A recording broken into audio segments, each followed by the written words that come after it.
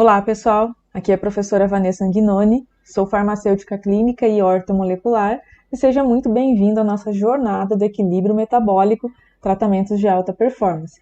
E aqui nós estamos entendendo o quanto a ortomolecular, o quanto entender de metabolismo e bioquímica vão nos levar para o caminho dos tratamentos efetivos, porque assim nós poderemos tratar de forma preventiva e também regenerativa os nossos pacientes. Espero que você tenha assistido a aula 1, porque esse objetivo eu clarifiquei nessa aula. A gente falou muito das diferenças que existem entre os tratamentos convencionais e esta visão que a ortomolecular, que o estudo do metabolismo nos traz. Então fica aqui o convite, se você não viu, assista a primeira aula porque vai fazer todo o sentido. Nós estamos fazendo algo complementar aqui a cada dia. Então eu vou até colocar aqui a revisão para você ver o que nós vimos na nossa primeira aula. Aí você faz o checklist se você já tem compreensão desses temas e se não, você vai correndo lá assistir. Tá bom? Então a gente viu as diferenças do pensamento convencional, dos tratamentos convencionais, né, para o pensamento ortomolecular. A gente também viu ali o conceito, o que é um tratamento de alta performance. Vimos a rota da doença de forma resumida, então eu mostro para vocês, isso aqui é muito importante, eu mostro as etapas que levam, né, etapas metabólicas, tá? Que levam ao surgimento da doença crônica, para que, entendendo isso, a gente perceba o quanto podemos ajudar um paciente antes que ele adoeça de forma crônica. E também podemos ajudar, é claro, que podemos ajudar se ele tiver uma doença já diagnosticada, porque vamos tratar causas, tratar o metabolismo, equilibrar as reações bioquímicas é tratar causa, né? Muitas vezes a gente vê os tratamentos convencionais focados ali em controle dos sintomas, em controle da doença, é muito usada essa palavra. Nós gostamos de dizer, estamos tratando causas metabólicas, desequilíbrios que acabaram levando esse paciente à disfunção dos órgãos daquele sistema e que levou à doença. Então, essa parte é muito legal de vocês entenderem aí o caminho metabólico que nós temos até uma doença crônica se desenvolver. Vimos ainda, né, o que estamos rastreando. Isso aqui é muito importante, porque se eu não sei o que eu estou procurando metabolicamente, eu não vou chegar a lugar nenhum. Então ali eu mostrei para vocês quais são os pilares, quais são realmente as reações deletérias que levam às doenças, para que a gente possa rastrear. Quando eu vou fazer a minha solicitação de exames, quando eu vou fazer a consulta, a anamnese, as perguntas, o que a gente chama de rastreio, aplicação do rastreio metabólico em consultório, eu tenho que estar olhando, eu tenho que ter a visão aqui, colocar o óculos da bioquímica e saber o que eu estou procurando. Então a gente viu quais são os pilares para entendermos o que estamos procurando durante a consulta e também na solicitação de exames. E por último, e não menos importante, né? Mas muito importante, falamos as etapas do tratamento integrativo, segundo o método Modulari criado por mim. Ou seja, eu expliquei qual é o passo a passo desde a consulta, então como é feita a consulta, o que a gente busca ali, quais as ferramentas que a gente utiliza. Então falei dos exames, falei do rastreio, o que a gente faz para interpretar, né, como a consulta acontece, as etapas que vêm no pós-consulta que são muito importantes, que vão acabar gerando o tratamento. Então se você não viu, volta lá porque perdeu muita coisa boa e que vai fazer sentido na aula de hoje. Porque na aula de hoje a gente vai ver, através de um caso clínico real, todas aquelas etapas da consulta, né, sendo aplicadas, as etapas do tratamento sendo desenvolvidas aqui, né? Nós vamos fazer isso juntos. É muito importante, então, que você pegue o fio da meada aí na primeira aula. E antes de a gente partir para o nosso assunto de hoje, eu quero agradecer pelos comentários, pelas perguntas que vocês estão fazendo, pela interação que vocês estão gerando, porque através das dúvidas, dos comentários, das perguntas, nós conseguimos entender qual é a necessidade, qual a sua necessidade, aquilo que você precisa implementar no teu dia a dia, para a gente trazer conteúdos aí, ó, bem assertivos, né? E a minha missão aqui de ajudar os profissionais de saúde serem clínicos de excelência ser cumprida, tá bom? Então é importante o teu comentário, é importante a tua pergunta. E eu quero agradecer a todos vocês que estão aqui, dedicando o seu tempo, né, para assistir essa semana, assistir essa imersão, e tenho certeza que vai valer a pena e que vai mudar a tua vida. Você não vai sair dessa jornada da mesma forma que você entrou. Então vamos lá falar da nossa aula de hoje. Então qual o nosso grande objetivo hoje? Nós vamos estudar através de um caso clínico as etapas da consulta. E o que eu vou trazer aqui? Então, a primeira parte, que é a consulta em si, eu vou trazer a coleta dos dados que eu fiz. Então, ali, resultado do rastreio, da queixa principal da nossa paciente, e vou mostrar para vocês os exames que a gente realiza, quais são e os resultados desta paciente, para que a gente possa começar, nesta aula, a fazer o raciocínio clínico, para então, na nossa próxima aula, nós montarmos o tratamento. Então, vai ser fundamental essa aula número 2, porque ela é o coração de qualquer raciocínio, de qualquer criação de tratamento, porque é onde eu vou juntar as informações, onde eu vou pegar as informações do rastreio, vou fazer a análise e a interpretação dos exames laboratoriais, para então montar um tratamento assertivo, conforme o perfil metabólico da nossa paciente de hoje. Então, fica até o final, porque vai valer muito a pena.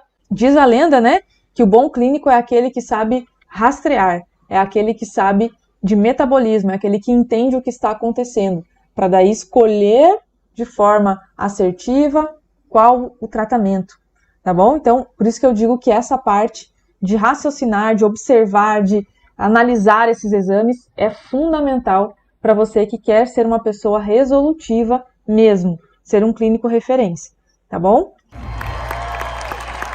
Agora é a hora de você pegar lá o teu café, tuas anotações, o PDF, né, que a gente disponibilizou para você poder acompanhar e guardar essas informações para sempre, usar a partir de amanhã, se você quiser, se você já está em consultório, a partir de amanhã você já pode implementar as coisas que a gente vai falar aqui, tá bom?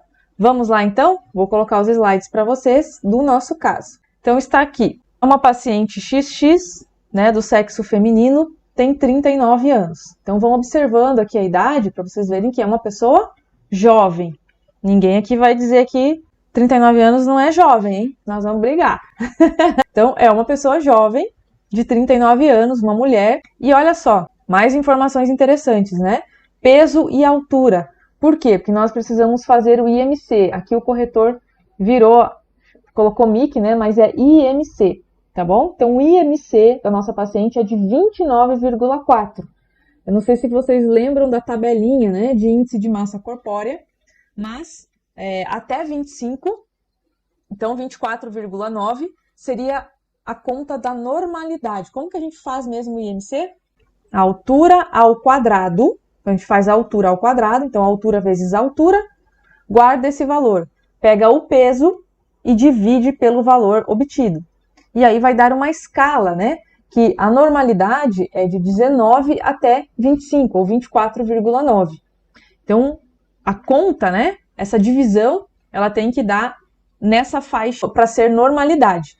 Se der abaixo de 19 ou 18, depende da escala que você está utilizando, é magreza. Se der acima de 25, já é pré-obeso, já é sobrepeso. E aí você vai subindo, então 25, 26, 27, 28, 29, o 30 já é o primeiro grau de obesidade, é obesidade grau 1, e aí vai subindo, né, 35, obesidade grau 2, enfim.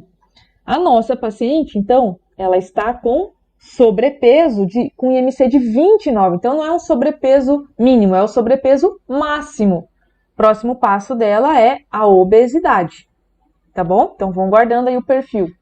Qual era a queixa principal? Por que ela veio nos procurar? Por que ela quis fazer a consulta? Então, olha só, passou um estresse intenso na gravidez, já está com um filho de 4 anos e desde que nasceu, não dorme noites de sono normal. Então, desde que o filho nasceu, ela não conseguiu mais acertar o ciclo circadiano aí do sono, né?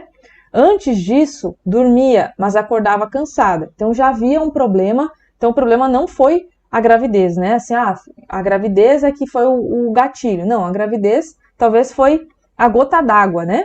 Para aquele copo transbordar, tá? Então, já há 4 anos que ela não se sente bem, tá bom? Veja que a gente não falou aqui de doença crônica ainda, e vocês viram aqui no slide que ela não tem doença.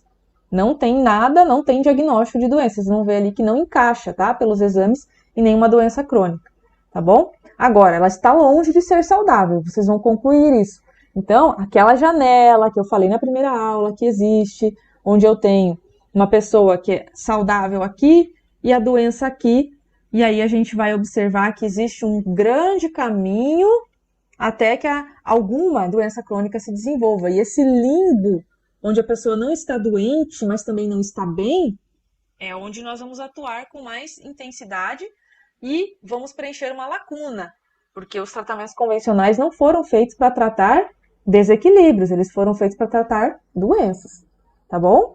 Então, olha a importância do nosso conhecimento, de um profissional como eu e como você, que vai mergulhar aí de cabeça na integrativa e na ortomolecular e vai ser uma pessoa que entende muito de bioquímica e metabolismo.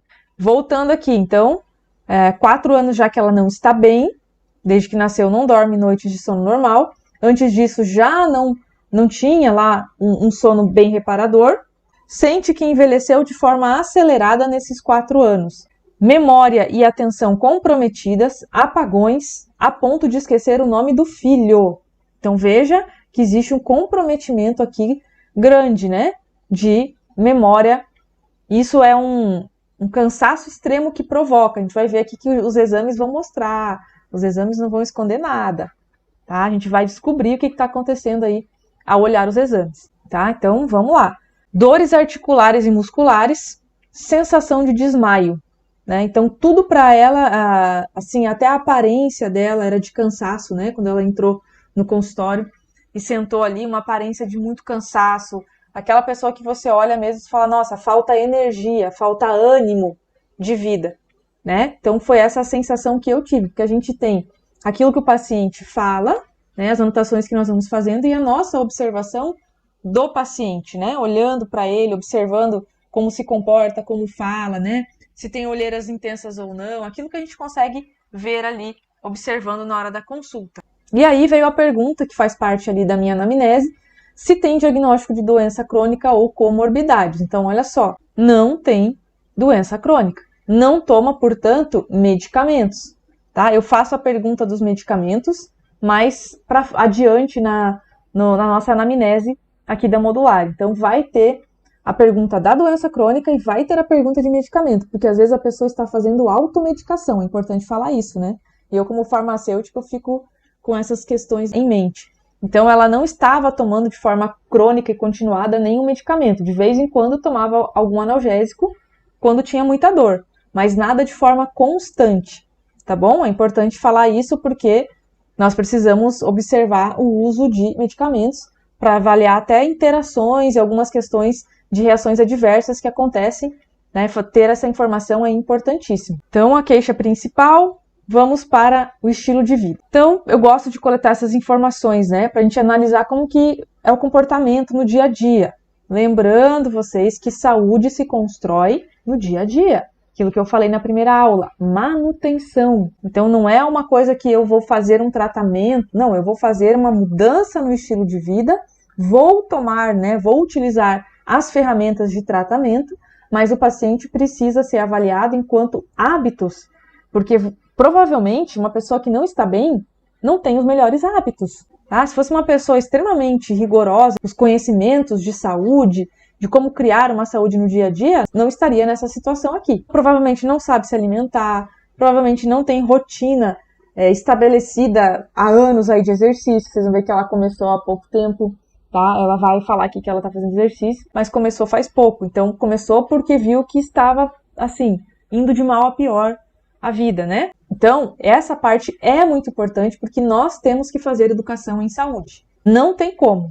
Não vai jamais tratar alguém e ver um 100% de melhora se essa pessoa não entender que a doença que ela tem foi ela que construiu, que o sintoma que ela tem foi ela que criou com as suas atitudes, tá bom? Então, a questão da genética aí tem 5% ou menos de interferência. Realmente é o estilo de vida que predomina, né? Ambiente e estilo de vida que nos leva para os problemas. Então, se a pessoa não entender isso, ela não vai poder mudar. Ela fica colocando a culpa, né, em Deus, na genética, lá dos avós, dos parentes, e não toma as rédeas da situação. Uma vez que a gente entenda e você consiga passar isso para o paciente, que ele tem o controle da sua saúde nas suas mãos, a vida muda mesmo, tá bom? Essa é a boa notícia. Pensou se fosse genético, então não tinha o que eu fazer, não adiantava fazer nada. Era só sentar e chorar, né?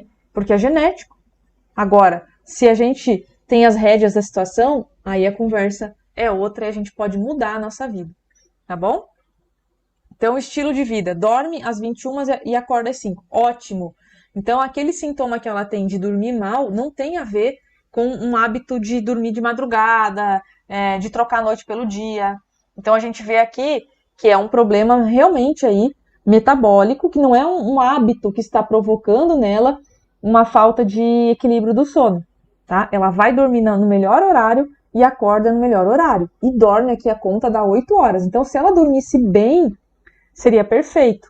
Faz exercícios 3 vezes na semana na academia, mas começou faz pouco. Toma água, mas está devendo na água. Ela relatou assim, eu falei, você está tomando água, né, pelo menos 2 litros? Aí como que eu cheguei no valor de 2 litros 380 ml? Tem uma conta que você precisa fazer para saber a quantidade de água que deve tomar. Você tem que fazer 35 ml vezes por quilo de peso. Então, você vai fazer vezes o teu peso. Então, se você tem 70 quilos, você faz 70 vezes 35 ml. Vai te dar o valor em ml, né? Não, no caso dela aqui, ó, 2.380 ml, que equivalem a 2,380 aqui, né? 2 litros 380 ml. Então, 2,3 litros.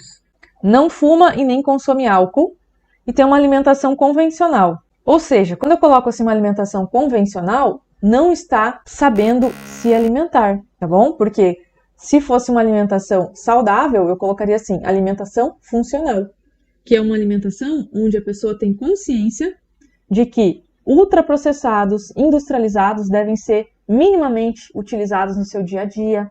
Ela tem consciência de que trigo, e principalmente o trigo e o glúten, devem ser evitados, virar assim, ó, de forma esporádica, uma vez por mês, uma vez na vida, outra na morte.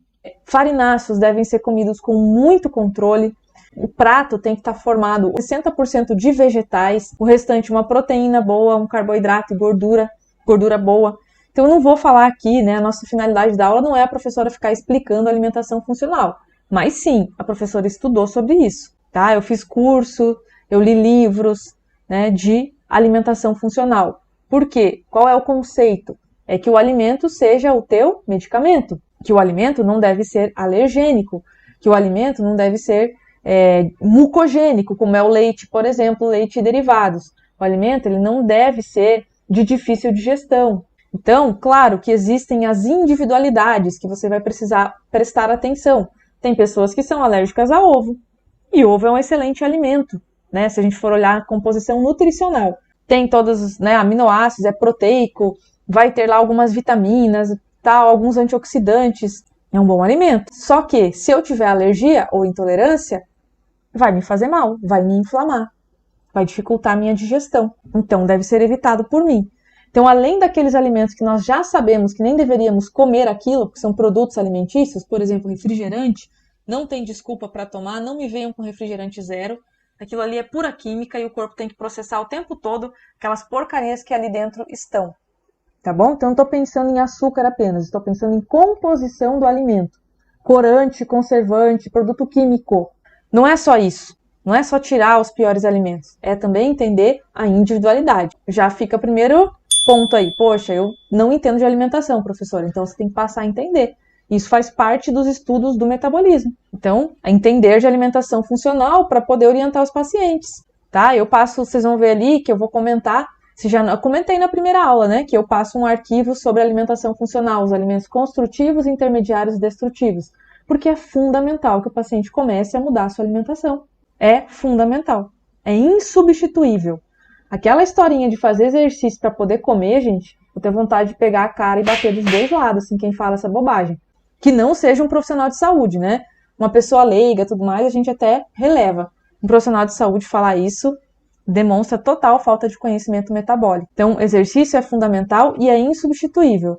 Não tem nada que eu faça lá, vou ficar de jejum e tal para não... Não. Mesmo que você queira fazer um jejum intermitente e tudo mais, não substitui um exercício. O corpo precisa de atividade. E também o exercício não substitui uma boa alimentação, tá? Então, fica aqui primeiro ponto que nós precisamos melhorar o conhecimento caso, né, vocês estejam começando a estudar agora ou pretendam estudar essa área. Precisamos mudar a alimentação dos nossos pacientes. E aí vem o histórico aqui, o histórico assim, de coisas da vida dela que marcaram, né, em relação às cirurgias, a doenças. Então, ela falou que teve um parto difícil, complicação com anestesia e teve infecção no pós-parto. Então isso aqui, ó, já piora o organismo como um todo. Provavelmente tomou muito antibiótico, já mexeu na microbiota, né, que provavelmente bagunçou, porque as pessoas prescrevem antibióticos e não prescrevem a modulação intestinal, não prescrevem a reposição de lactobacilos, simplesmente prescrevem um monte de anti-inflamatórios e antibióticos e deu. A gente sabe que é assim, né? E além disso, retirou a vesícula há 3 anos. Quando retira a vesícula, a gente tem que observar se fez a adaptação digestiva ou se ficou com descompensações, né? Se elimina gorduras nas fezes, se tem diarreia, enfim, porque existe uma adaptação que o organismo faz, então precisamos também dessa informação, até para poder criar aí o tratamento da modulação intestinal, tá? Então ela não relatou que estava tendo diarreias, né? Que é o sintoma mais persistente. Pelo contrário, ela relatou aqui, ó, intestino preso, tá bom? Então a gente vê assim que existe aí uma disbiose, né? Que não é culpa da falta da vesícula. A retirada da vesícula, inclusive, gente, ela pode ter sido consequência da disbiose. Consequência da disbiose. Tem uma aula no YouTube que eu falo sobre vesícula biliar, tá? E aí eu falo um pouquinho dessa adaptação, tá? Então vamos lá. Agora eu vou mostrar aqui para vocês o rastreio, que são as perguntas que a gente faz. Primeiro a gente deixa o paciente falar aqui as suas queixas, que é aquilo que mais preocupa, que mais importa e que mais incomoda. E depois a gente começa aquele rastreio que eu mostrei para vocês na aula passada por sistemas. E aqui eu só relatei os principais sintomas que ela marcou lá no rastreio, né? Vou falar rapidamente aqui, mas vocês vão ver que já é bastante coisa, né? Que não tinha sido detalhada na queixa. Então, ó, intestino preso, digestão lenta, aftas e alterações na língua. Aqui eu já vou pensando em quê? Disbiose, inclusive com hipocloridria, baixa produção de ácido no estômago. Aftas, alterações na língua, falta nutricional, principalmente de minerais que precisam de ácido do estômago para serem absorvidos. Então eu já vou fazendo esses raciocínios enquanto eu vou lendo, né? Por quê? Porque isso já está na minha mente, porque eu já estudei sobre rastreio metabólico. Óbvio, né? Talvez para você seja muita informação hoje, e aí você vai processando conforme você vai estudando, tá? Mas eu vou falando aqui, porque o tempo é curto aqui para a gente conversar. Então, queda de cabelo, pode ter N causas, pode ser adrenal, pode ser excesso de DHT, pode ser falta de nutriente, pode ser falta de ferro, tá? Então aqui a gente não tem certeza do que está provocando, a gente precisa olhar o metabolismo. Pode ser uma soma de tudo isso que eu falei. Unhas frágeis, alterações das unhas, estrias ou manchas, ela marcou essa opção, então as unhas estão frágeis. Infecções recorrentes, aí já me dá uma grande dica. Candidíase. O que essa paciente tem? Provavelmente, ó, esses sintomas aí estão batendo com a síndrome fúngica, né? Com a síndrome fúngica intestinal. Então vamos ter que fazer uma modulação intestinal intensa aí. Olha como que é interessante, porque você já vai pensando as coisas que vai ter que prescrever, né? Então aqui a modulação vai ser completinha, né? Vamos pegar desparasitação, vamos usar tinturas antiparasitárias, antissépticas, vamos fazer a técnica dos 6 R's, com certeza. Quem já me acompanha há um tempinho, já viu aula aqui sobre modulação intestinal aqui no canal, né? Já pegou a aula, inclusive, recente da síndrome fúngica, que eu detalhei a síndrome fúngica para vocês lá. Tá? Então tem muito detalhezinho aqui que a gente vai pegando nessa fala. Alterações no ciclo menstrual, o ciclo está bagunçado. Fadiga, então, que faz todo sentido com a principal queixa dela, né? Que são o cansaço e os problemas de memória. Dores articulares, que ela já tinha citado lá na queixa principal. Amortecimento de braços e pernas, cãibras, manchas roxas na pele. Isso aqui já vai remetendo, né? A uma falta de vitamina C. Né? Já vou pensando aqui nas questões musculares, aqui na vitamina D, no magnésio, ansiedade, irritabilidade, diminuição de memória, microvasos e celulite, né? E bruxismo. Sabe que microvasos e celulite aumenta muito no estresse adrenal, tá? Então já vamos, vários sintomas aqui, né, gente, que ela relatou, tem a ver com o estresse adrenal. A gente vai só constatar, vai solicitar os exames para constatar qual é o grau. Tá? Mas a gente já vai fazendo esse raciocínio, né? Já na primeira fala dela, eu pensei, a adrenal tá problemática. Então é uma coisa, por que, professora, que você pensou nisso? Porque eu já estudei o que é a fadiga adrenal. Todas as fases do estresse, eu já estudei detalhadamente, né? Já me debrucei sobre isso. A tríade energética, eu também falei essa semana que passou.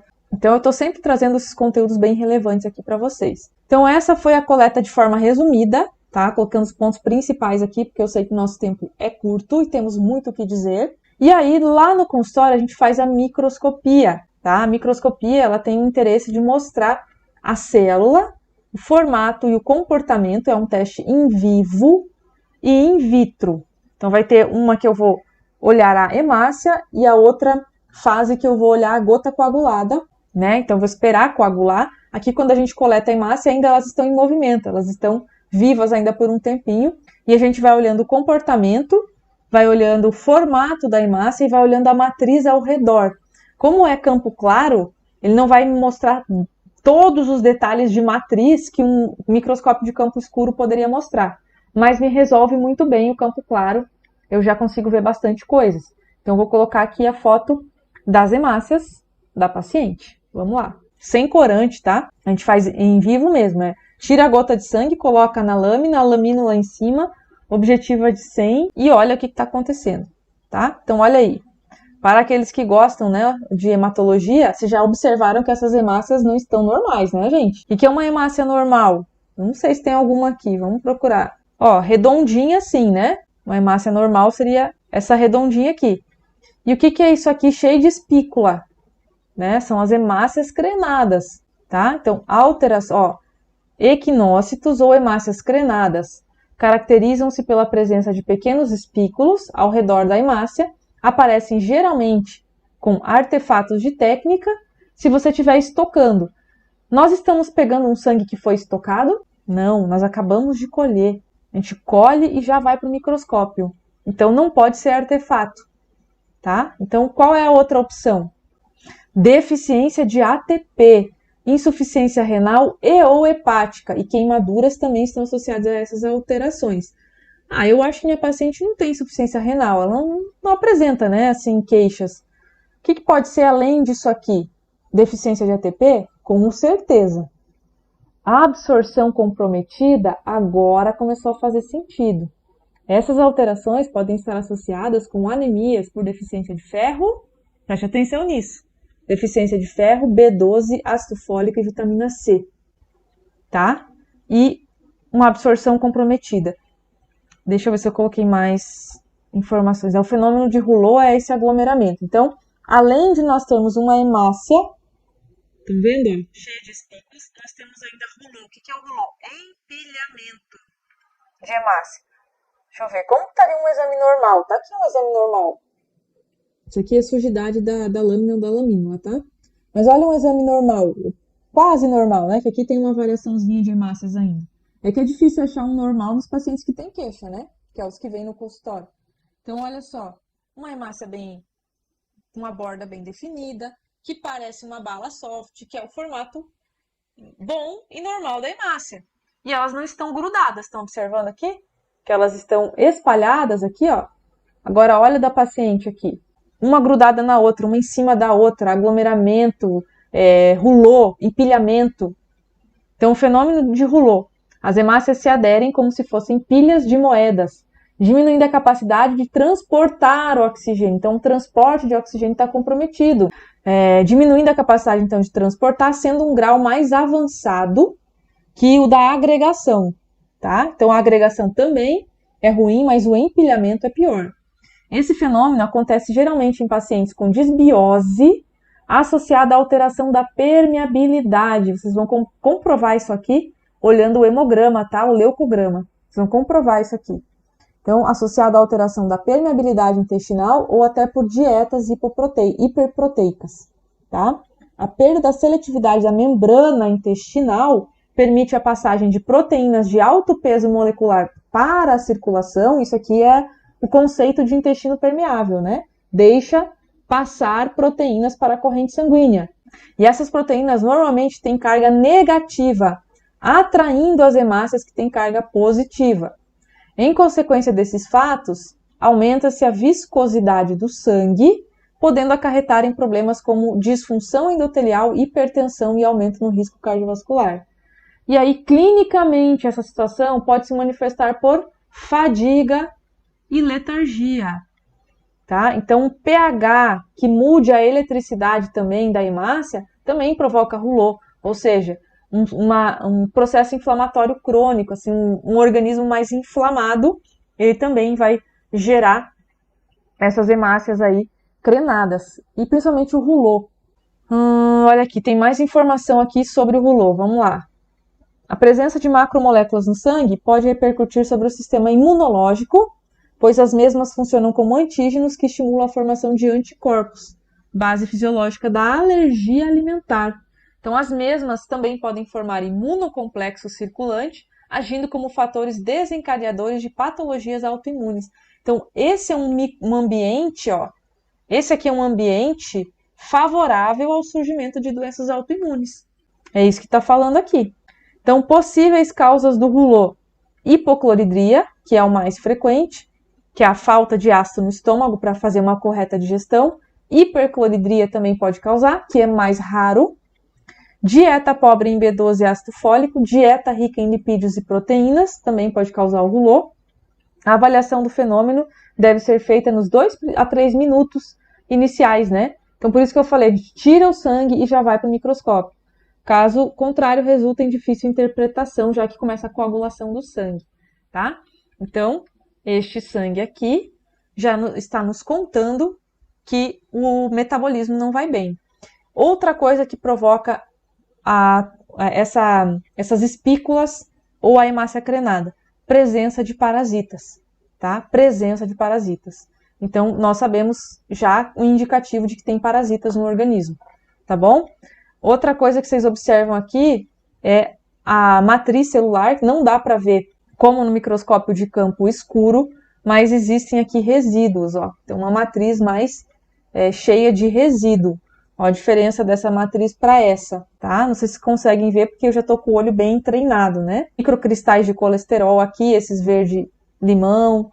Claro, gente, eu tenho curso de microscopia, então eu vou detalhar aqui, eu estou falando basicão, mostrando um caso clínico para vocês e como a gente consegue coletar informações, né? A coleta de informações, ela vai nos ajudando a entender o quanto aquele organismo está comprometido. Veja só, você pode fazer um hemograma e vir no resultado que você tem hemácias normais, ou a quantidade de hemácias está normal.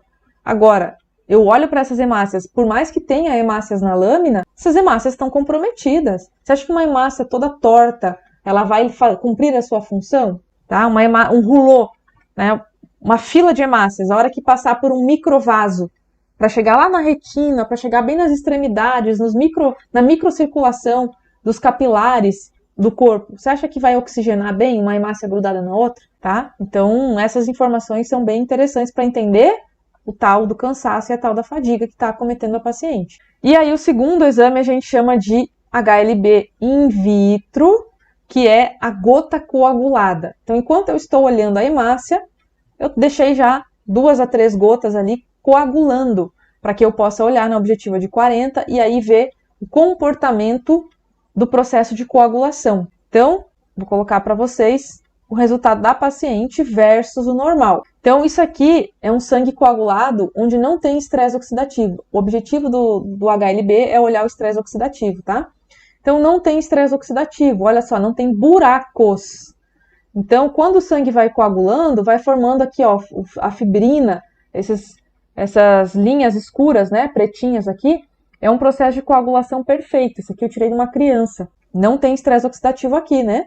Já que, na nossa paciente, tem buracos que principalmente pegam o centro da gota, tá? Não vou detalhar essas informações, mas quero que vocês observem aqui o seguinte: quantos % da nossa lâmina é de buraco? Se eu juntasse todo o sangue, se eu espremesse todo o buraco criado num canto só, quantos %? 20 a 30% aqui da nossa foto seria de buraco, né, gente? Tá? Então depois eu vou mostrar a tabelinha ali para vocês. E aqui a borda da gota. Como é uma borda normal? Essas bolinhas, né, as hemácias, todas aqui aderidas à borda, demonstrando que existe uma quantidade de vitamina C ideal, né, que é uma borda bonita. Isso aqui é uma borda que eu tirei de mim quando estava tomando altas doses de antioxidantes. Sim, eu preciso tomar altas doses de antioxidantes, senão eu entro em estresse oxidativo. Por quê? Porque eu trabalho bastante, tá? Então eu já descobri como o meu metabolismo funciona. E é isso que você precisa descobrir no teu paciente, que eu falei no final da primeira aula, que a gente precisa descobrir como fazer a manutenção, quais são os ativos, quais são os sistemas frágeis do paciente que vão precisar de manutenção. Já sei como meu corpo funciona, então eu tenho que dar manutenção, tá? Então eu tomo vitamina C, altas doses, né? Eu tomo 1 grama no mínimo por dia para manter meus sistemas em equilíbrio. Aqui está totalmente escorrida esta borda, que demonstra que existe falta de vitamina C. Vamos ver se isso se comprova no exame laboratorial? Se ela tem realmente falta de vitamina C? Vamos aguardar aí que eu vou mostrar. Então, entendendo quanta informação a gente vai reunindo. Ah, professora, mas eu não vou ter condições de ter um microscópio agora. Não tem problema. Eu estou mostrando porque eu tenho um microscópio, então eu estou trazendo informações a mais para vocês. Mas vocês vão ver que tudo isso que a gente está observando aqui, a gente pode perceber no hemograma e nos exames bioquímicos que você pode solicitar, e qualquer paciente em qualquer lugar desse Brasil vai conseguir fazer esses exames de sangue, tá bom? Só para a gente finalizar aqui, ó, a tabelinha do grau de estresse oxidativo que eu falei para vocês. Então, a nossa paciente está entre 20 e 30, né? Entre 20 e 30 é um grau 3. Então, é menor que 40%, entre 20 e 30 é um grau 3. As modificações morfológicas podem ser qualificadas da seguinte maneira. Grau 1, até 10%, normal. Grau 2, processo oxidativo leve. Grau 3, processo oxidativo moderado. Grau 4, processo oxidativo grave. E grau 5, processo oxidativo muito grave. E eu, sim, já peguei pessoas com 50% de buraco na sua gota. E é um risco muito grande de desenvolver doença degenerativa e câncer. Então, a gente vai fazendo essas associações. Vamos, então, para os exames? E olha, para facilitar a vida de vocês, eu dividi. Nossa, eu sou muito legal. Eu dividi os exames de uma forma que a gente vai fazer o raciocínio clínico depois. Então, eu classifico em 4 etapas. Lá na aula 1 eu mostrei para vocês, né? Como a gente classifica os exames. Como era? Etapa 1. Qual o meu objetivo com os exames? Procurar estresse oxidativo, procurar inflamação, procurar glicação, disbiose, observar a função dos órgãos e verificar o equilíbrio nutricional dos nutrientes básicos, tá? Qual era o nosso objetivo 2? Eu não dividi aqui, mas eu vou lembrar vocês, tá? Então, ó, nós temos aqui o objetivo número 1. O objetivo 2 era olhar a tríade energética, então começar o nosso rastreio hormonal, adrenais, tireoide, pâncreas.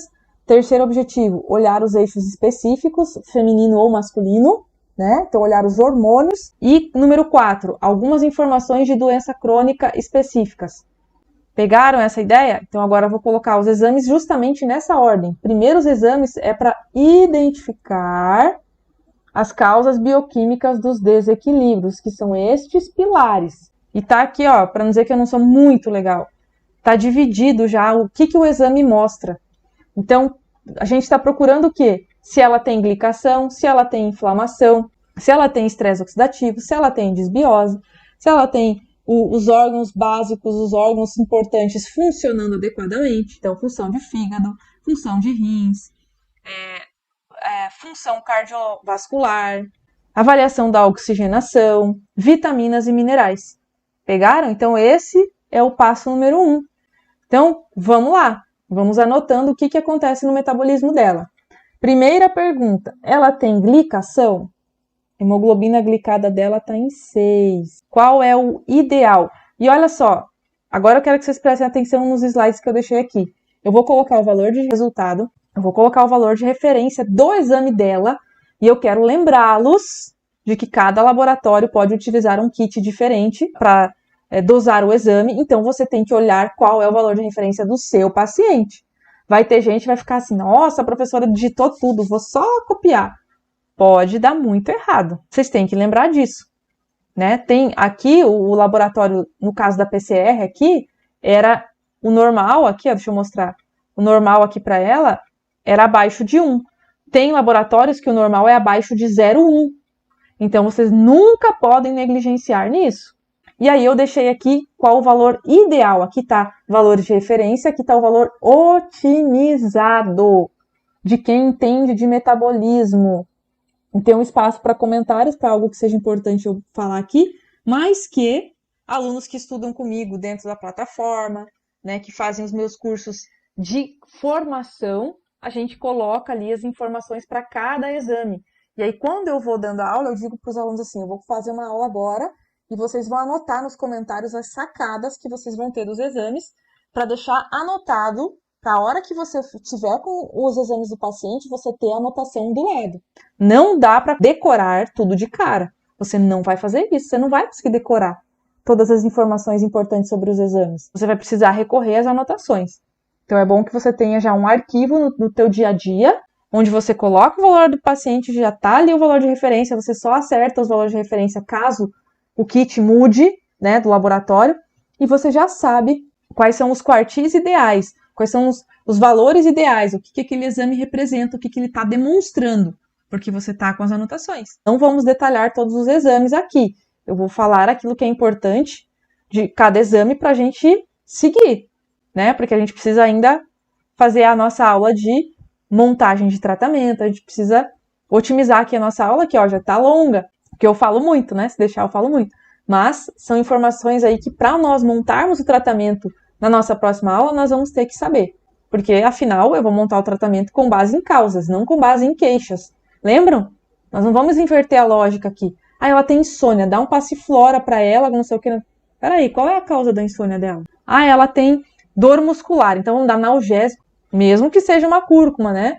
Vamos entender se tem uma causa aí nutricional, né? De repente está faltando um magnésio, uma vitamina D. Então a gente precisa ver causa.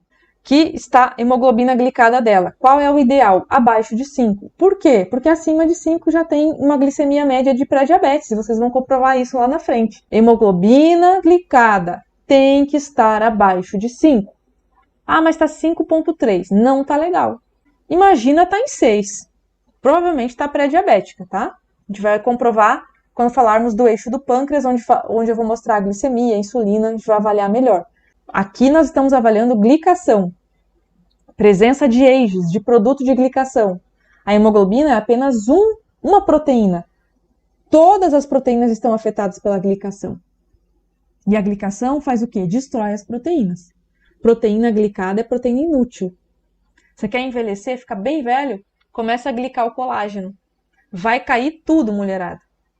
Tá? E quem que glica o colágeno? O açúcar.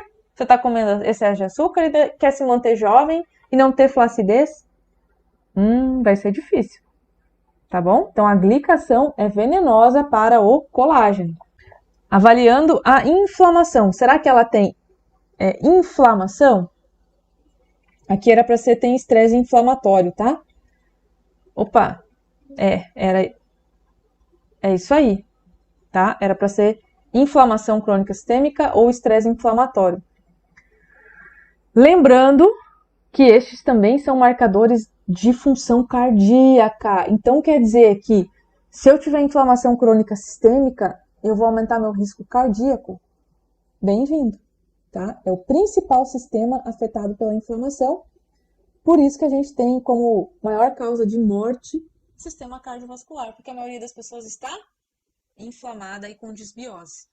E aí vai destruindo dia após dia o seu endotélio vascular, os seus vasos sanguíneos e o miocárdio, tá bom? Então, inflamação sistêmica são os mesmos marcadores que usamos para avaliar risco cardiovascular.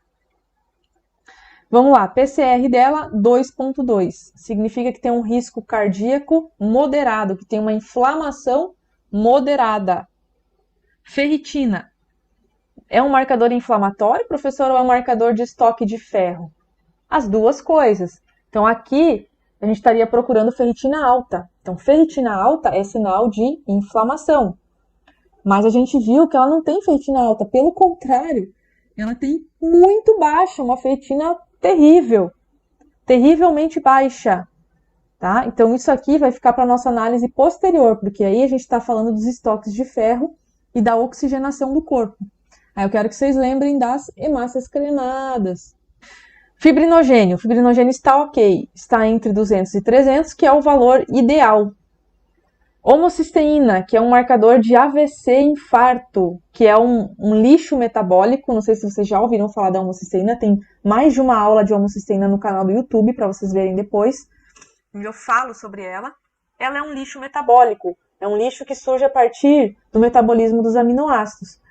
Então, se eu tenho uma metilação, as reações de metilação no meu organismo são ok, eu consigo tirar esse lixo, né? Eu consigo converter a homocisteína em cisteína ou novamente em metionina. E aí eu mantenho níveis baixos de homocisteína, que é um metabólito extremamente oxidativo, que destrói o endotélio.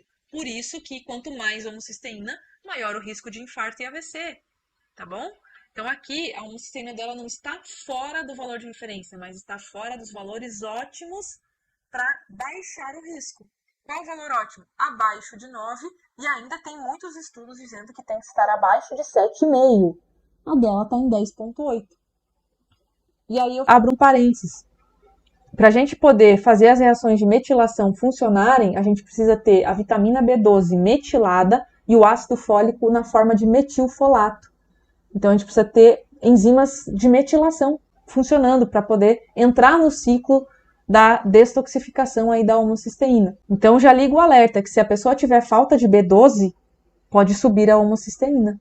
Se a pessoa tiver um polimorfismo genético na enzima de metilação, pode subir a homocisteína. Então a gente vai ver depois a B12 dela e o ácido fólico, né? Leucócitos totais. Quando eles estão acima de 6.500, a gente já considera uma disbiose bem importante, tá? Com uma inflamação proveniente ali, principalmente foco intestino. Ela não tem leucócitos totais elevados, mas ela vai ter, vocês vão ver adiante, que ela vai ter eosinófilos e basófilos que nos dão outras dicas aí do que está acontecendo no intestino. Então guarda a informação aí que em breve a gente vai ver. Inclusive agora, né? Então, tem estresse oxidativo? Eu não comentei aqui, ó. Agora, vou mostrar aqui. Estresse oxidativo. Tem estresse oxidativo? Tem 2 exames de sangue, tá? Que a gente pode fazer. O ácido úrico, ele mostra estresse oxidativo especificamente no endotélio vascular. O gama-GT, ele mostra estresse oxidativo no fígado. Então, ela não tem alto grau de estresse oxidativo em fígado e nem no endotélio, a ponto de subir o ácido úrico. Mas não significa que ela não tenha algum tipo de radical livre. Não dá para eu explicar tudo aqui para vocês sobre estresse oxidativo, mas nós temos tipos de radicais livres. E a gente, para observar de uma forma geral, a microscopia é muito legal para isso. Tanto que eu mostrei que na microscopia dela aparece estresse oxidativo. E o exame que é mais específico para endotélio e o mais específico de fígado não demonstra. Então a gente tem, a microscopia tem outros exames, né, específicos aí, mas que não são muito comuns de você encontrar em qualquer laboratório e talvez convênio não cubra. Então, como eu tenho a microscopia, eu me baseio muito na microscopia para avaliar o estresse oxidativo. Mas vocês podem pedir o ácido úrico e o gama-GT. E outra coisa importantíssima, o perfil clínico do paciente demonstra que tem. Se tem alguma doença crônica diagnosticada, tem estresse oxidativo. Tem estresse oxidativo. Tem inflamação crônica sistêmica, como apareceu aqui, tem estresse oxidativo porque a inflamação aumenta o número de leucócitos e leucócitos liberam radicais livres. Então, quando você entender isso, você entender profundamente o que acontece numa inflamação crônica sistêmica, quais são os tipos de radicais livres, né, como que acontece o estresse oxidativo, você vai entender melhor essa parte clínica, tá bom? Por isso que tem que estudar essas reações especificamente, né? Então, a gente estuda na ortomolecular especificamente o estresse oxidativo, especificamente a inflamação sistêmica, a gente estuda muito a glicação, os AGEs, como acontece, quais as consequências, quais as causas, tá? A gente estuda pra caramba isso. Por quê? Porque são as 3 reações deletérias que vão causar todas as doenças. Estão anotando isso? As 3 reações deletérias que causam todas as doenças. Estresse oxidativo, inflamação e glicação. Mas não tem o intestino, professora, a disbiose não está envolvida em todas as doenças? Sim, porque a disbiose é a grande criadora da inflamação. Veja como é fácil quando você começa a ter conhecimento. Como que está a disbiose? Qual é um exame barato, fácil e acessível para todo mundo dar uma analisada, além da clínica? Qual é a principal forma de avaliar a disbiose? Perguntas e respostas sobre a digestão, tá? Sobre os sistemas, porque se você tem, por exemplo, transtorno de humor, algum grau de disbiose você tem, visto que o intestino é o principal órgão produtor de serotonina. E a gente tem a relação intestino-cérebro, com toda uma explicação por trás, sobre por que, né, a depressão, por exemplo, ela vem da inflamação sistêmica. Está tudo catalogado, tudo explicado através de artigos e livros, tá bom? Então, a gente tem sim essa relação, e aí eu uso muito o hemograma e o perfil clínico do paciente para avaliar a desbiose, tá bom? Então, leucócitos totais, deu normal, mas olha esse eosinófilo. Qual que é o ideal do eosinófilo? Abaixo de 1, está simplesmente em 12. Qual é o ideal do basófilo? Ser igual a 0, está em 1. Soma de basófilo e eosinófilo geralmente é parasita, e parasita grande. As hemácias estavam como? Todas crenadas. Tem parasita. E parasita grande. Grande que eu falo um ascaris, ou 2, 3 centímetros, que tem os microscópicos. Não são todos os parasitas que provocam eosinófilos elevados, mas vamos estudar sobre desparasitação e sobre parasitas de forma crônica, porque a gente estudou o que na graduação? Infestações, parasitoses de forma aguda, né? A gente não estudou o que os parasitas fazem de forma crônica.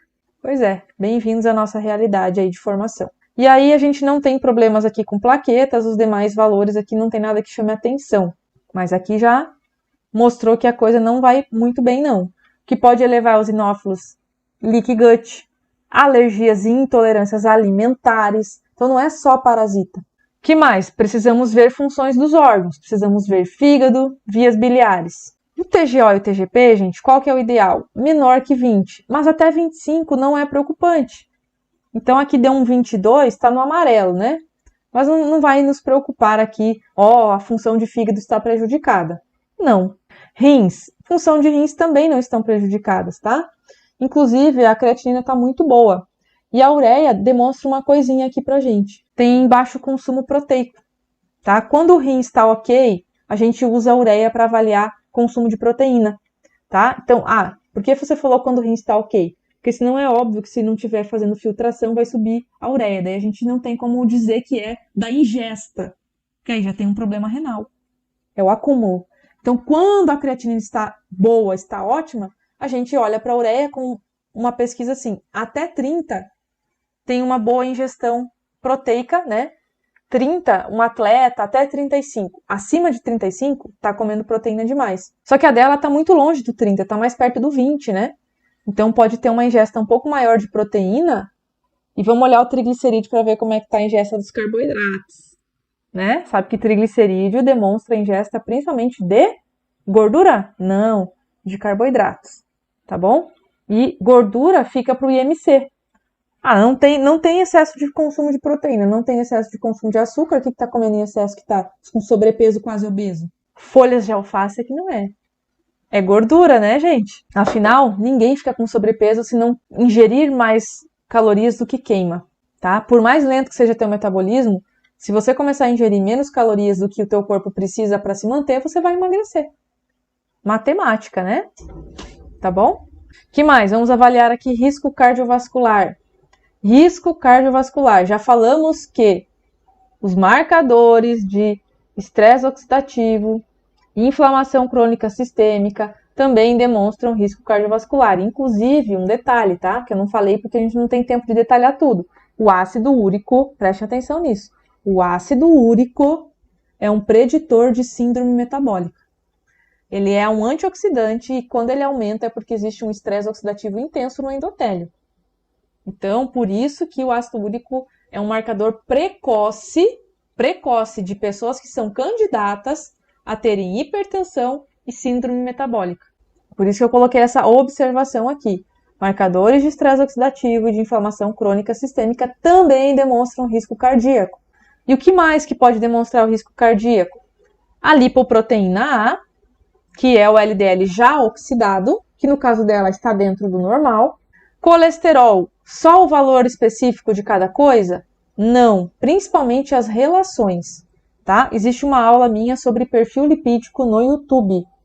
Quem nunca tinha ouvido falar dessas contas que a gente faz para observar as relações, que não tinha o entendimento de que o valor de colesterol total não fala muita coisa, que as relações são mais importantes, é interessante assistir essa aula. Então, o que chamou a atenção aqui? Um HDL baixo, as demais coisas nada chama atenção. Então, eu diria que o risco cardíaco dela é leve para moderado. Tem homocisteína, tem PCR e tem um HDL, que é o bom colesterol, que é o colesterol protetor, mais baixo. Tem um grau de estresse oxidativo de 3.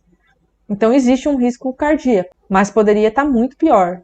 Então eu classificaria como leve a moderado, tá? Se a gente controlar essa homocisteína, se a gente desinflamar o organismo dela, ela emagrecer, tratarmos o estresse oxidativo, praticamente não vai ter risco cardíaco. Então não é um sistema que chama a atenção no caso dela. Eu já peguei paciente com todos os marcadores inflamatórios alterados, com lipoproteína alta, com relação triglicéridos HDL alta. Aí a gente tem que dar uma atenção para o sistema cardíaco. Não é o caso dela, tá bom? A avaliação da oxigenação. Então, olha isso aqui, né?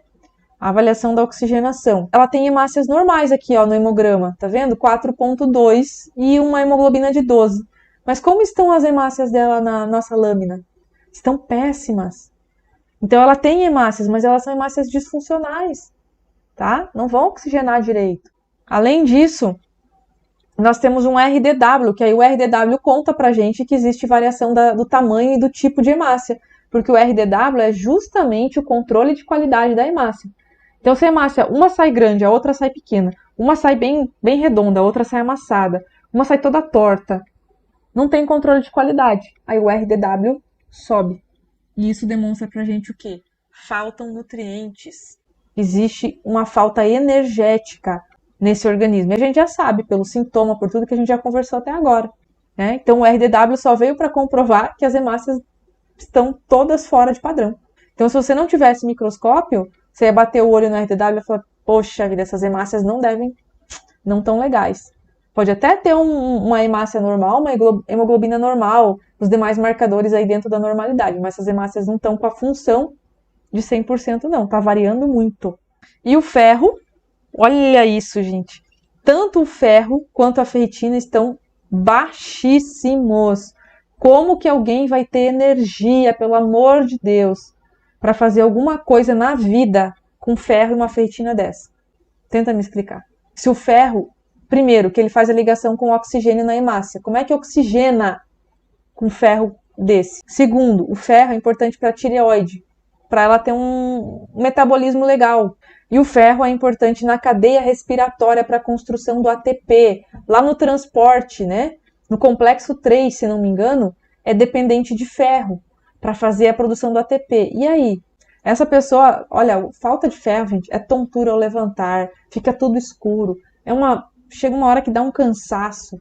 Eu sei porque eu já tive falta crônica de ferro. Até hoje eu faço de vez em quando um ferro intravenoso para me manter. E a causa de falta de ferro tem a ver com desbiose, tem a ver com parasita, tem a ver com microbiota, né, comprometida. Não é só a ingesta, não é só o fato de tomar o ferro ou de comer alimentos que tenham ferro. É o fato de absorver o ferro e de utilização do ferro. Se você tem um estresse crônico, você também está sobrecarregando os sistemas energéticos e você está queimando nutrientes. Temos comprometimento aqui na avaliação da oxigenação e da produção energética. Poderia colocar aqui, ó, barra produção energética, né? Vitaminas e minerais. Oh, que maravilha! Tudo no vermelho, tá? Estou colocando aqui os quartis, né, para vocês verem.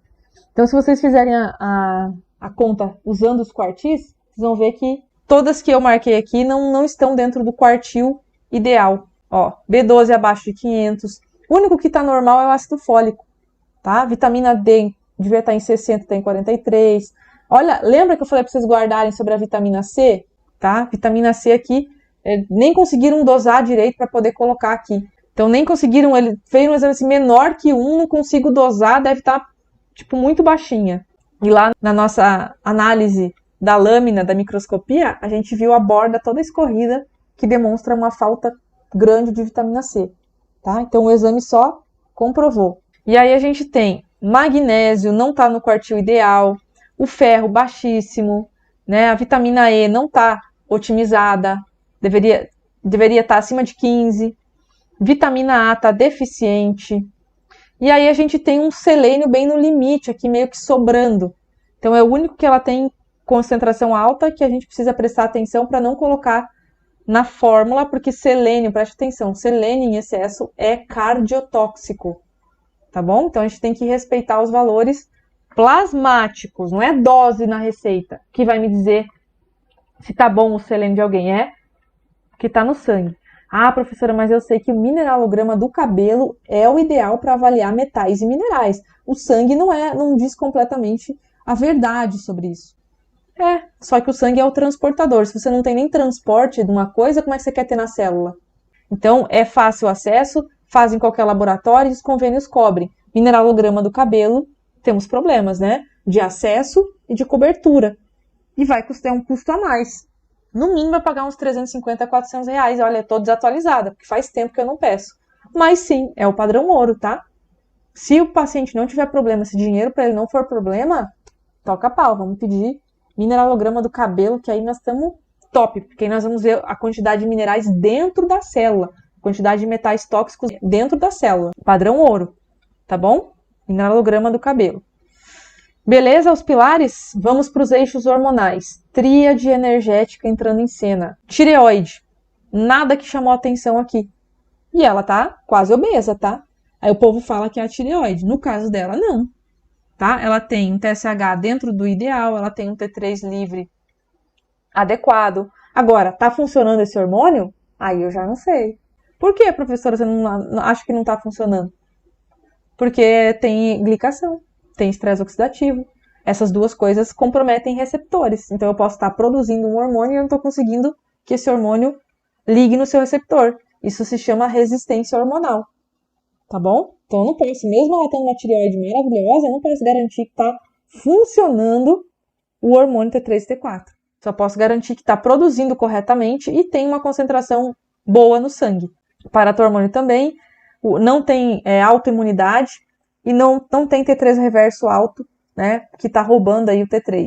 Não dá tempo de eu explicar isso aqui, mas tem uma aula minha no YouTube sobre hipotiroidismos. Essa é imperdível. Essa tem que assistir, que eu explico na lousa tudo que é necessário para construir o hormônio e aí vocês vão entendendo quais os nutrientes que participam do processo. Eu falo tudo sobre o eixo da tireoide nessa aula, tá bom? Então, se você não entende muito bem o que eu expliquei, os exames aqui, sugiro você assistir essa aula. Função do pâncreas. Ai, aqui já começou a bagunça. Pré-diabetes, tá? Uma glicemia média. Ah, professora, mas ela tem uma glicemia normal, tá em 99. O limite é 99. Só que, ó, a glicemia média é como fica a glicemia na maior parte do tempo. Então, na maior parte do tempo, ela é o quê? Pré-diabética. 126. Diabética. Até poderia dizer que ela tem uma glicemia de diabético, porque é acima de 126, né? Insulina de jejum em 10, sendo que o ideal é abaixo de 5, ou seja, o pâncreas dela está fazendo trabalho dobrado para manter uma glicemia de jejum abaixo de 100, e, né, mesmo assim não está dando conta aí na maior parte do tempo. Tá bom? Então, a insulina que demonstra pra gente a resistência. O melhor, mais legal ainda, é a curva de insulina e glicemia, tá? Que aí não fica nada escondido. Mas aí vai uma hora para eu explicar para vocês todo esse eixo do pâncreas. Que mais? Aí nós chegamos talvez no coração do problema das queixas dela, junto com o ferro e a ferritina, nós temos um cortisol deficiente. Como que alguém vai ter energia para viver, para levantar-se da cama? Como que alguém não terá depressão com um cortisol deficiente? Não é que está baixo, não é que não está otimizado, está deficiente. Isso aqui é até perigoso, tá? Porque a pessoa começa a ter disfunção, até hipotensão, coisas cardíacas podem acontecer aqui, né? Falta aí de um bombeamento adequado por falta do cortisol. Então, nós temos aqui o coração do problema. Ela precisa urgentemente fazer uma modulação adrenal. Cortisol dentro da célula de manhã está em 0,4. O que está salvando é que esse cortisol ainda está conseguindo entrar bem na célula. Saliva demonstra o que entra, sangue demonstra o que produz. Tem uma produção horrível, mas existe uma adaptação e está entrando pelo menos na célula. Agora, mesmo essa quantidade que entra não está otimizada, não está no segundo e terceiro quartil, tá? E aqui à tarde começa a despencar e à noite não tem. À noite está correto, tá? À noite tem que ter pouquíssimo porque é o horário que a gente vai dormir. Mas amanhã e tarde aqui tá devendo e a produção tá péssima. Produção ideal é entre 15 e 18. Prolactina, por que tá aqui na adrenal? Porque o estresse, gente, o estresse crônico, ele leva à diminuição da dopamina. Então, na verdade, eu deixei junto a prolactina aqui com a parte do estresse, que é a função da adrenal, mas a prolactina é um hormônio independente, não é produzido na adrenal, por isso que está em preto aqui, tá? Porque é um hormônio que é de feedback. Então, baixou a tua testosterona, baixou a tua dopamina, sobe a prolactina. Então, ela não está no ponto ainda de ter uma deficiência dopaminérgica, ou pelo menos, se ela tem uma deficiência de texto, vocês vão ver que não está legal a texto dela, mas não é deficiência, né? É texto baixa, ainda não começou a afetar a prolactina, tá? Não provocou a subida da prolactina. Que mais aqui? Tríade energética, acho que eu deixei. Então, os androgênios agora. Terminamos aqui adrenal, tireoide e pâncreas. Vamos para os hormônios específicos. Testosterona total, em 19. Onde que deveria estar isso? Terceiro e quarto quartil, acima de 35. Testosterona livre, né? Onde deveria estar? Terceiro e quarto quartil também. Então, deveria estar perto aqui, 0,9 para cima. E aqui a gente vai perceber nos exames dela que ela estava na fase folicular, tá? O que é o ideal, principalmente se você vai coletar exames em mulheres que têm ciclo? Pedir para coletar estrógenos até o terceiro dia do ciclo e coletar a progesterona a partir do 14º. Qual é o primeiro dia do ciclo? Primeiro dia de menstruação, tá? Então as pessoas às vezes não prestam atenção e a gente vai interpretar pela soma aqui dos exames que ela está na fase folicular, mas o ideal seria ela ter feito isso para a gente poder julgar, principalmente estrógenos e progesterona, tá? Julgar se estão ok. Então chamou a atenção que todos os androgênios aqui, ó, DHT tá baixo também, que é a de hidrotestosterona, que às vezes sobe quando tem estresse. No caso dela, despencou tudo, tá? Todos os androgênios aqui, ó, os principais androgênios de energia, de força, de manutenção muscular, estão muito ruins. Progesterona um tanto baixa, estradiol também poderia estar melhor. Eu não vou explicar detalhadamente, isso aqui é coisa de modulação hormonal. Os que estão em preto estão ok, e os que estão em vermelho estão um ponto abaixo aí do que deveria, tá bom? E alguns exames complementares que a gente pede, muitas vezes para acrescentar informação, principalmente no caso dela que tem insônia, a gente pediu aqui somatomedina, que é o IGF-1, que é o GH ativo. Então você produz GH, ele é liberado no sangue, ele vai para o fígado e se transforma em IGF-1 ou somatomedina. E aí você consegue ver se tem GH ativo, que é o hormônio do reparo, e da força e o anti-envelhecimento da pessoa. E o IGF-BP3 é o transportador. Assim como o SHBG é o transportador tanto de estrógenos quanto de testosterona, né, dos androgênios.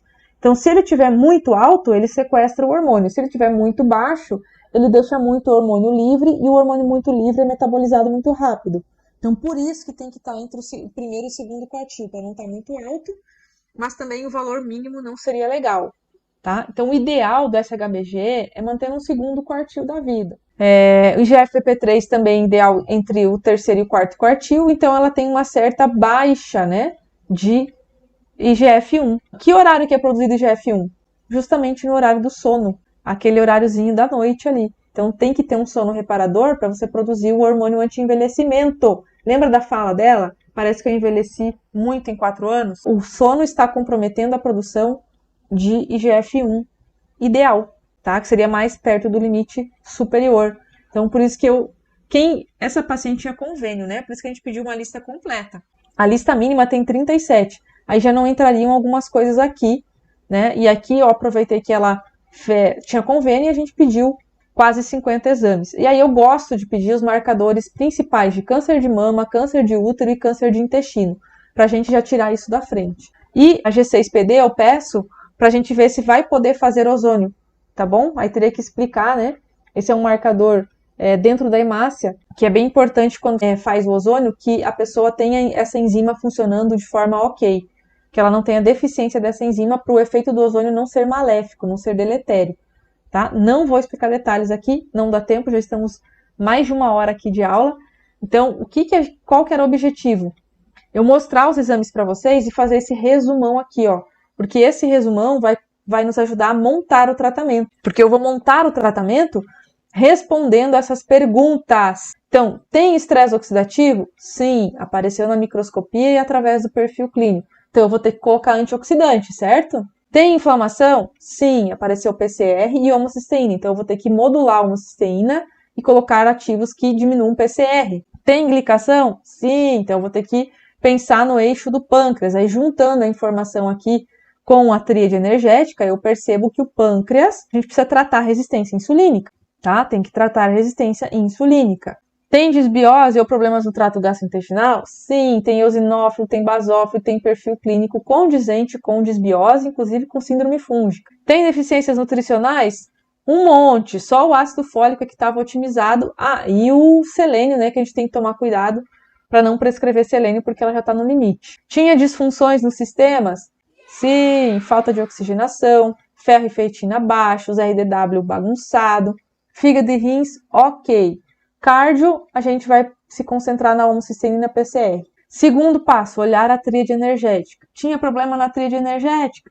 Sim, principalmente na adrenal e no pâncreas. Tem algum desequilíbrio de hormônios específicos? Testosterona, DHT, progesterona, somatomedina. Tem ainda alguma doença crônica? Não. Aí eu faço uma perguntinha para você. Essa paciente está bem? Ela está legal? Se ela vai em uma pessoa que procura doença, ela vai ter alguma ajuda mais efetiva? Alguém vai passar algum tratamento para ela? Deu tudo que não tem doença. Ah, mas o pâncreas, mas não tem diabetes. Ninguém vai passar um tratamento de diabetes. E aí? Eu não parei de falar de um monte de alteração que tem aqui. Tô há 1 hora falando de alteração dessa pessoa. Agora você viu a importância de você entender? Prescrevi um monte de coisa. Uma pessoa que procura doença ia falar, não, você não tem doença, vai fazer um tratamento psiquiátrico, que você está muito... depressão, que você está cansada desse jeito. Talvez alguém visse esse hemograma, pedisse o ferro e a ferritina, né? E falar, não, vamos dar umas ampolas de ferro. Mas será que só dar uma ampola de ferro vai resolver todos os problemas metabólicos aqui? Aí vai falar, não, mas eu prescrevi ferro. Tá, mas não é só ferro o problema dessa pessoa. Então vejam a diferença que é, gente. Tá? E aqui, ó, problemas de saúde. Aí tem vários, que não são doença, mas que são problemas, porque essa pessoa não tá nada legal. Tá? Ela ainda não está doente. Em breve ela estará com diabetes, com síndrome metabólica, com um monte de coisa se a gente não fizer nada agora. Tá? Então por isso que eu faço essas perguntas para vocês acordarem. Tá? Uma pessoa bem convencional, que não entende de metabolismo, que não entende de bioquímica, não sei se ela ia tratar alguma coisa nessa paciente. E essa paciente realmente precisa de ajuda. Esse cortisol aí tá terrível, tá bom? Então dá uma fadiga tremenda. O que a gente vai fazer na próxima aula? A gente vai pegar esse resumão e nós vamos usar aqui para montar o tratamento, para a gente entender o tratamento dessa paciente. Então, na próxima aula, a gente vai montar o tratamento, vocês vão entender por que esse raciocínio clínico foi tão importante. Eu estou entregando ouro aqui para vocês, hein? Eu estou entregando um passo a passo que eu levei anos para criar, para poder colocar isso em prática e não deixar passar nada. Tem muita gente tratando pontual aí e deixando um monte de coisa a desejar. Ah, porque agora eu entendo de nutracêuticos. Você entende de metabolismo? Você só vai passar vitamina igual passar remédio. Ou você vai passar uma coisa e falar, ah, mas eu passei aquilo e não funcionou, porque a pessoa não precisava de uma coisa, ela precisava de 10 coisas, tá? Porque ela tá nesse estado aqui, ó. Você acha que passar 2 ativos vai resolver o problema dela? Provavelmente não, né? Porque aqui a coisa tá bem bagunçada. Então aqui a gente vai ter que colocar um pouquinho mais de fórmulas aqui pra ela. Fica aqui a nossa segunda aula com essas informações. Agora vocês vão ficar curiosos, porque a gente vai montar, né, o tratamento juntos aí na próxima aula. Vou falar sobre a escolha dos ativos seguindo este raciocínio. Muitas pessoas estão me perguntando, professora, eu achei muito legal a tua primeira aula, eu adorei, mas eu percebi que eu preciso estudar de forma mais profunda sobre metabolismo, sobre as reações deletérias, sobre o passo a passo da consulta. Eu vi as etapas da consulta, eu preciso aprofundar, preciso entender o rastreio. Então, em breve, eu vou colocar aqui o método, né, disponível. A gente vai fazer a abertura de turmas para que vocês possam estudar isso aqui de forma profunda. Mas o meu desejo aqui nessa semana é que você saísse daqui já entendendo coisas que você precisa fazer, que você conseguisse colocar em prática as coisas que a gente está vendo aqui. Então, fiquem de olho na aula de amanhã, porque a gente vai finalizar esse caso. E aí eu vou explicar mais, eu vou dar mais detalhes sobre a abertura de turmas para vocês fazerem a formação. Vai trazer aí todas as etapas da consulta, os pilares, tudo isso que eu estou falando de forma rápida, de forma mais detalhada para quem já entendeu que precisa mergulhar de cabeça e que isso aqui vai fazer toda a diferença na tua vida e na vida dos pacientes, tá bom? E você vai parar de ficar sendo um prescritor de placebos aí, de moduladores de sintoma, para realmente tirar o teu paciente de um estágio deletério, em um caminho onde ele vai chegar na doença cedo ou tarde e colocar ele numa vida mais plena, ensinar sobre saúde verdadeira, ensinar qual é a causa, ou quais são as verdadeiras causas, que ele precisa também aderir a mudanças do estilo de vida e associar aí com os tratamentos. Então, se você gosta desses assuntos, eu falei várias aulas aqui que estão disponíveis no YouTube, vocês podem maratonar o canal, tem muita aula sobre exame laboratorial, sobre processos patológicos, né? Eu fiz uma série sobre os processos patológicos também, explicando a bioquímica das doenças, foi muito legal. E continuem comentando, pessoal, e mandando as dúvidas de vocês para que eu possa entender quais são as dificuldades de vocês e criar conteúdos mais legais, mais assertivos e ajudá-los nesse processo de entendimento sobre o metabolismo. Então, para a gente finalizar esse caso clínico, eu aguardo vocês amanhã, e aí vai ser a parte mais legal que os clínicos adoram, que é montar os tratamentos, que é entender as fórmulas, que é criar aí um tratamento de alta performance, individualizado, específico, único, resolutivo, tá bom? Espero vocês na próxima aula. Comecei pelo curso de anamnese e prescrição e para mim foi um divisor de águas na minha vida, na minha carreira. Que a professora Vanessa é um dos gigantes que me ensinou a enxergar mais longe, além dos sintomas das doenças. Aprendendo com profissionais como a Vanessa, melhora todo mundo. Está fazendo toda a diferença no meu trabalho, na minha profissão.